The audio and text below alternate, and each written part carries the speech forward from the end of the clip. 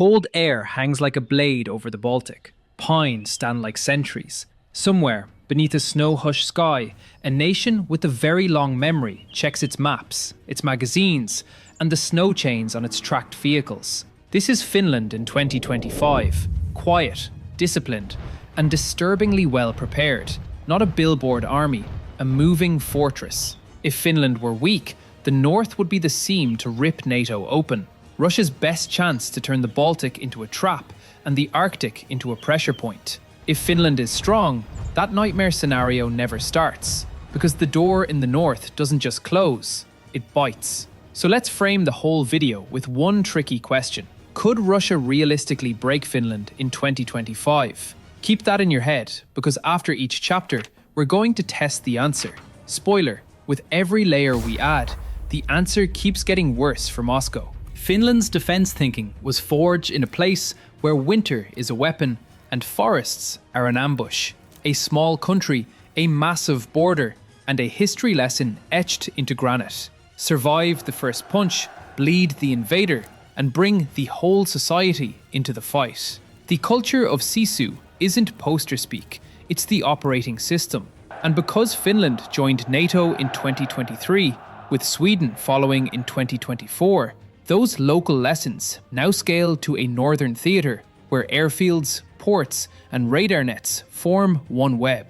A fortress that grows tenfold in a week. Remember that phrase. We'll come back to it. Before we dive in, a promise and a tease. We'll hit ground forces, air power, air defences, navy, logistics, and civil defence. The part that really makes Russia nervous. And yes, we'll keep asking the question. Could Russia break Finland in 2025? Watch how the answer changes. Ground forces coming up.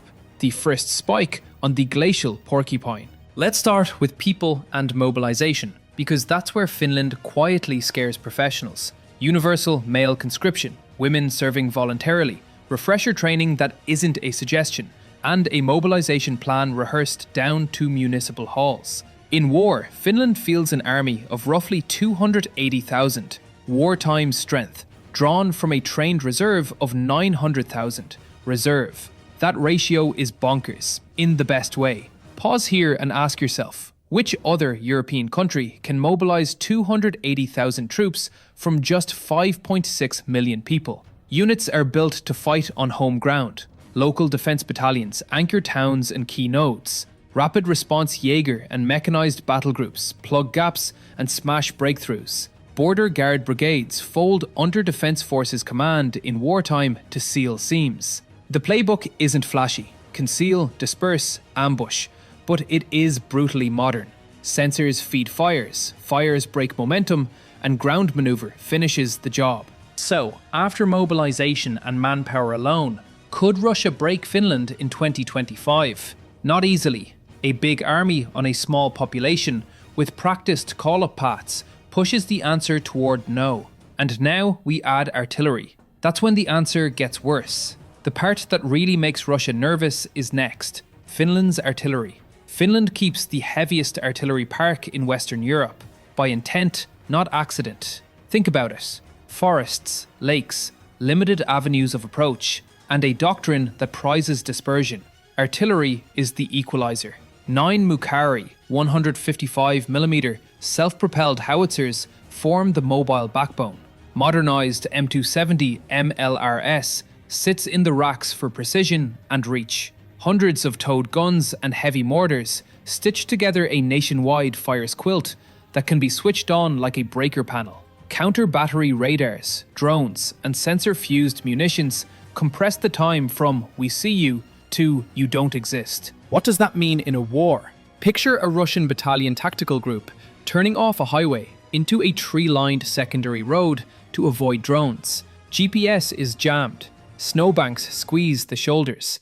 A UAV at treetop level flashes a target grid. 2 minutes later, the BTG's lead company begins to disintegrate under cluster effective fires. Survivors try to reverse. The road is cratered. A second mission lands on the choke point. That's not a number on a spreadsheet. That's how fires buy time and space in Finland. So after artillery, the answer just got worse for Moscow. Add armor and anti-armor and the picture gets mean.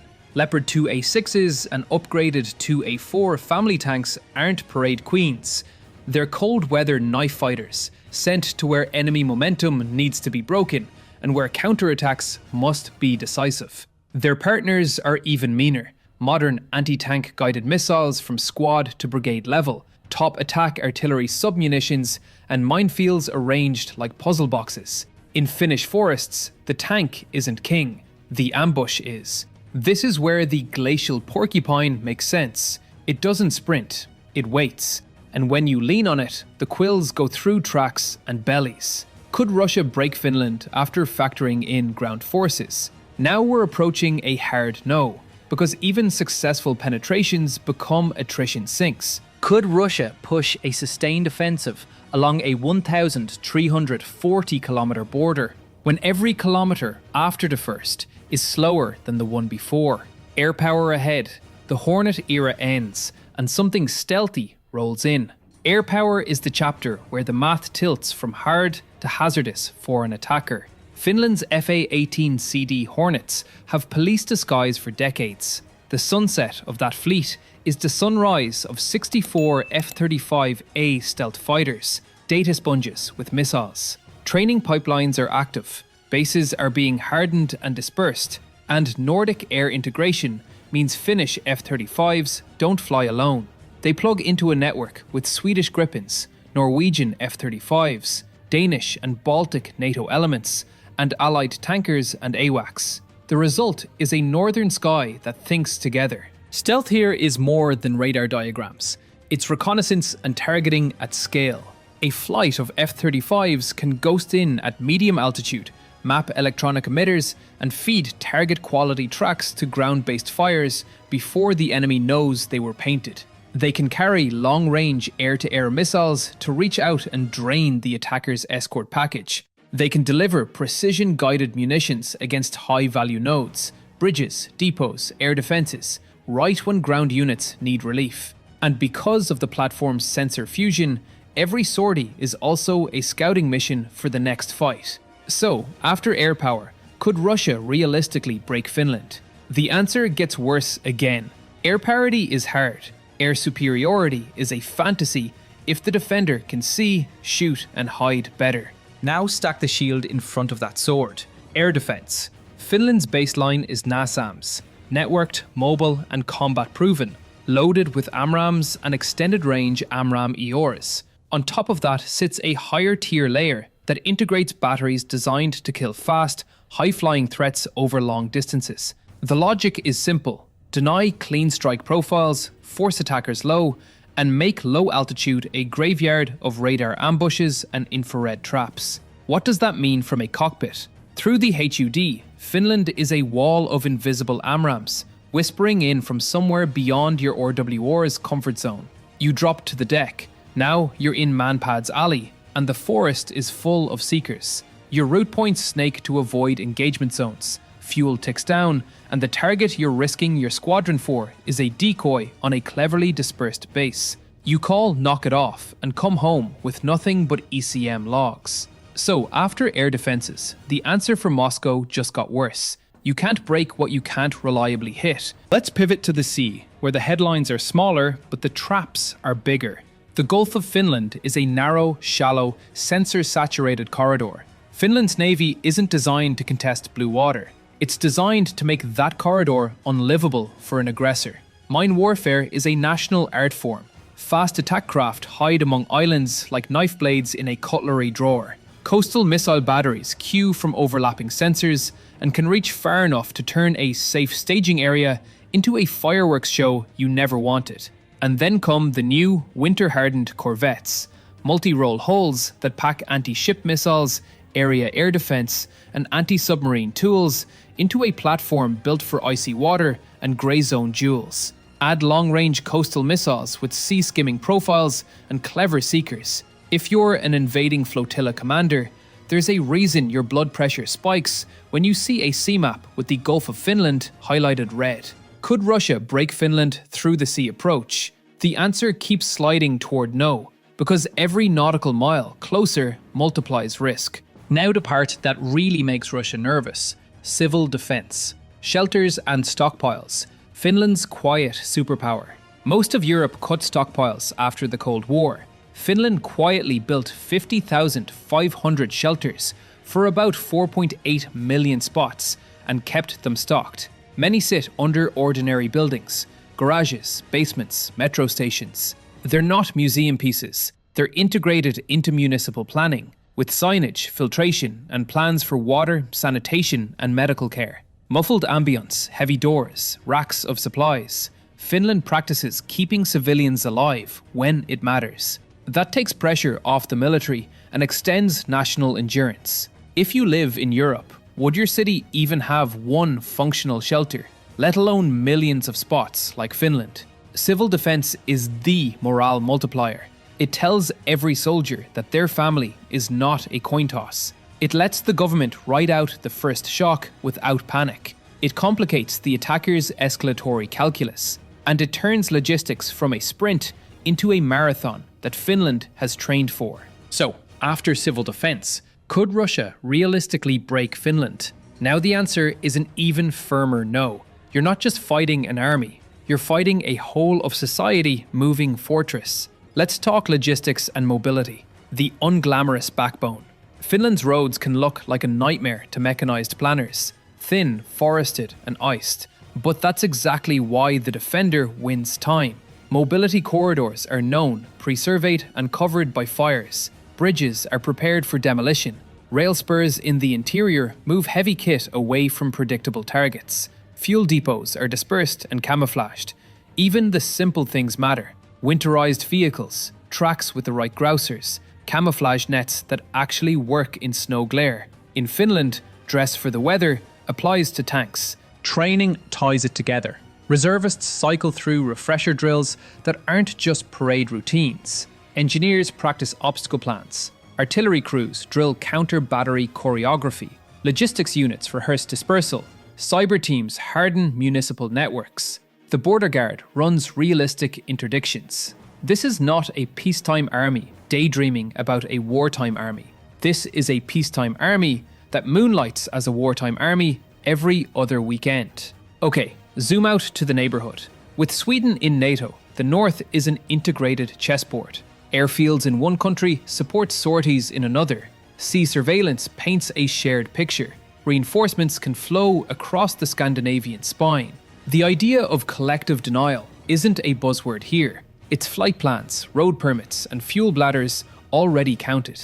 And Mikkeli? It's not just a dot. It's a symbol that the east-west seams are stitched. Numbers on the ledger matter too. Finland has ramped defence spending significantly, locking in long lead procurement, expanding training hours, and building munitions inventories with allies. The trajectory points toward 3% of GDP, because in a neighbourhood like this, budgets buy time.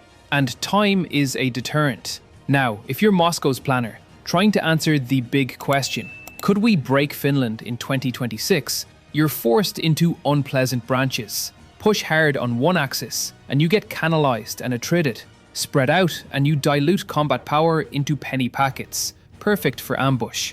Try to win in the air, and you run into a radar fog and a missile wall. Go heavy at sea, and the Gulf becomes a minefield and a missile gallery. Try to punish the rear, and find that the rear lives behind concrete and filters. None of those are campaign-winning options. What if the plan is to shock and awe? Air and missile strikes to paralyze the defender on day one.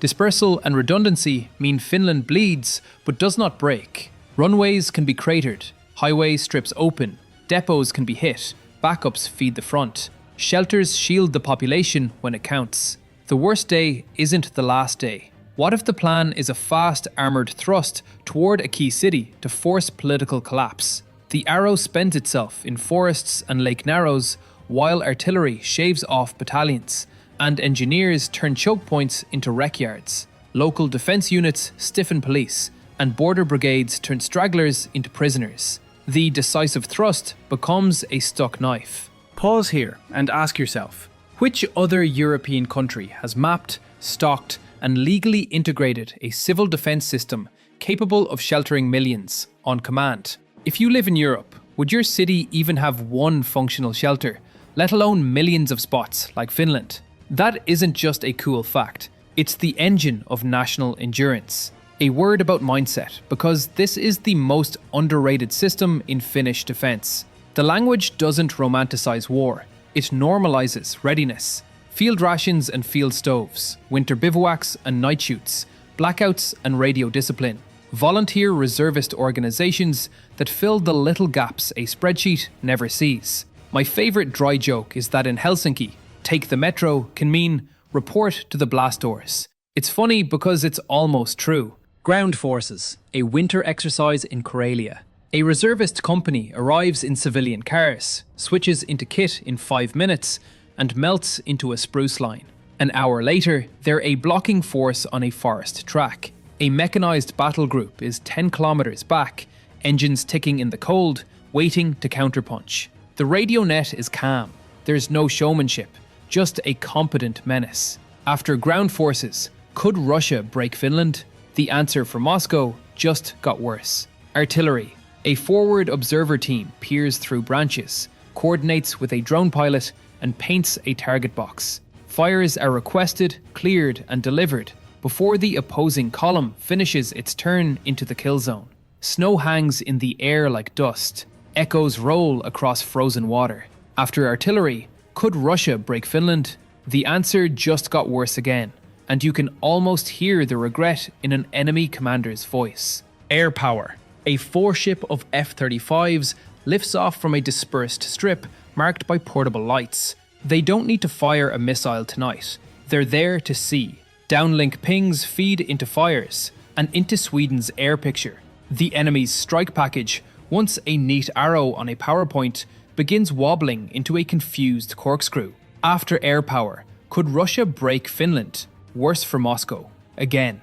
Air defense. A convoy at dusk. The sky looks harmless. Then radar wakes, track files bloom, and a launch battery several miles away exhales 2 AMRAAMs into cold air. The pilot's threat warning lights flicker too late. The strike run aborts, and the defenders live to fight another day. From the cockpit, Finland is a wall of invisible AMRAAMs and high-tier interceptors. After air defenses, the answer for Moscow just got worse, and the fear level in the pilot ready room just went up.